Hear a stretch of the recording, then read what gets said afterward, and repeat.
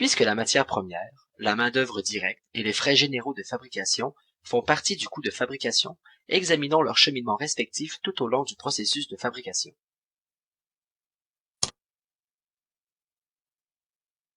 Ces trois coûts constituent les éléments de base du coût de fabrication. À la fin de l'exercice, ces coûts seront distribués entre plusieurs catégories: stock de matières premières, stock de produits en cours, stock de produits finis et coût des produits vendus.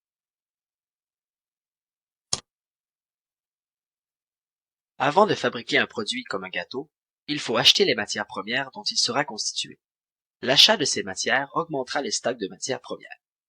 Comme ces produits sont utilisés lors de la fabrication du gâteau, les stocks de matières premières varieront selon les entrées, c'est-à-dire le nombre de gâteaux à produire, et les sorties, soit le nombre de gâteaux produits.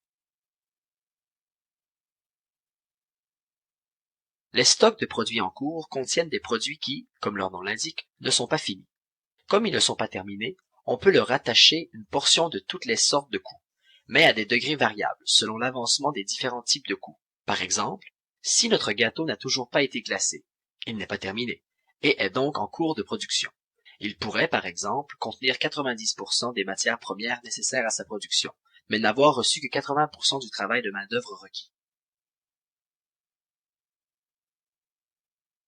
Quant au stock de produits finis, comme ils sont terminés et prêts à être vendus, ils doivent bien entendu inclure tous les coûts de matières premières, de main-d'œuvre directe et de frais généraux de fabrication.